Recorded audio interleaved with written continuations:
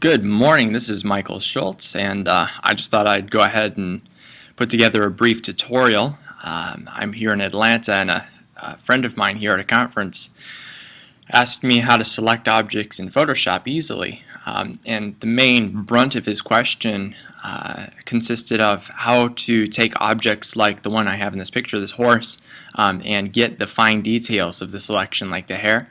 If anybody's experienced in the selection process in Photoshop, a lot of times you'll use either the pen tool or the magic selection tool to try to get the best selection you can, but when hair comes along, like the hair that's on this horse, it can be nearly impossible to isolate every strand. So I just wanted to give you guys a brief tutorial on how to get the emphasis on that hair, how to get a good selection. Now, obviously, the general selection, like the curves and such on the horse, are easy enough, so we're not going to really be focusing on that as much as the hair. In fact, this process does cut out some of this other stuff, but it really makes the hair pop. So I'll show you how all of that works here. Now you can see I've got a really high def image here, and this works for low def images as well. Photoshop has become more and more sophisticated over time, and it's just amazing what it's able to do these days. So what I went ahead and did was I loaded this picture of a horse, and this is the picture that my buddy had actually had me work on with him. So I just wanted to show you guys how I did it. So what I did was I loaded this up, and you can see I've already got a selection going on, but really all I did was, if I deselect here, is I used the lasso tool and I just dragged around. Very general selection, nothing real sophisticated. All I had to do was really just select that.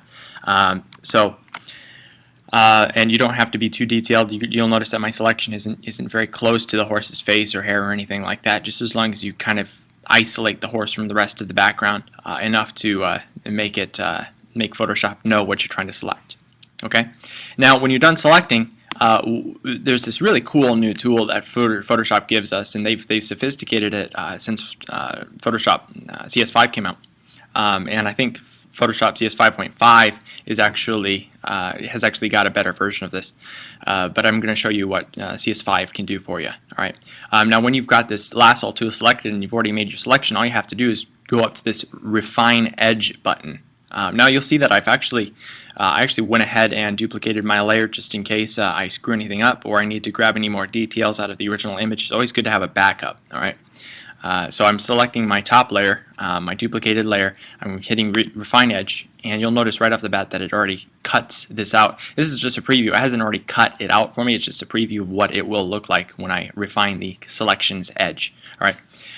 And what's really cool is, with the click of one button, you can make this image do some amazing things right off the bat. And you'll notice edge detection. Edge detection is a cool new feature that Photoshop has, and all you have to do to make this start working for you right away is press the radius slider and bring it up.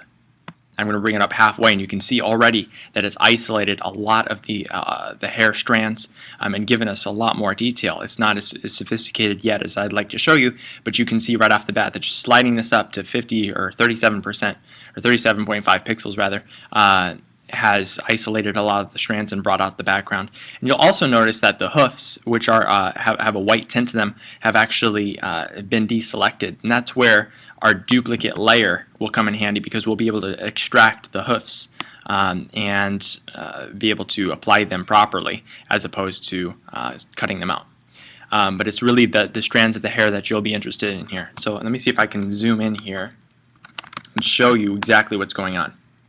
I'm going to keep bringing this radius up, and you'll notice that the background is being extracted. You'll notice that you will lose a couple of hair strands. A little bit of the background is still showing, but as you adjust the edge, these different selections for it, it really depends on what image you're using. But this Refine Edge selection tool has really benefited me in a lot of different ways, rather than trying to select it all and select the blues and try to extract those. It's really a complicated process, and this Refine Edge tool has given you the power now to select things properly. All right, and you'll see as I zoom out that the quality is just amazing as I just go ahead and pop a couple of these values up and show you exactly what's going on here. You can feather it. I don't recommend feathering it, as it does bring a lot of the detail down, but you'll notice that it does add kind of a cool effect to it.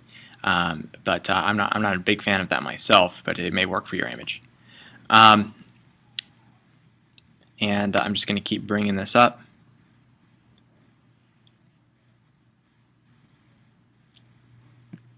Alright, I've got a selection that I think is going to work for me. Let me actually bring that down just a tad.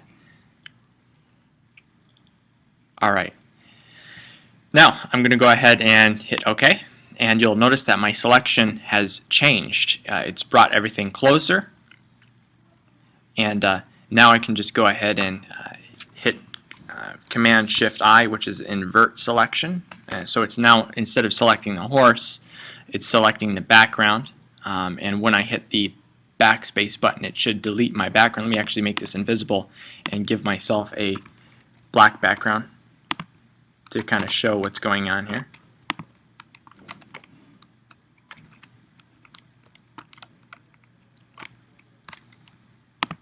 Okay, I'm going to go ahead and delete this and put my black in there. Okay, and so you'll notice that the background, there's still some light back there, but you'll notice for the most part that the strands have been isolated, and once again you're going to have to play with the settings to get it exactly right. But as you throw this into other backgrounds, like you know, a lighter color such as green, you'll notice that you can't really tell. And this will be the case most of the time. But once again, just play with those settings and see what works for you.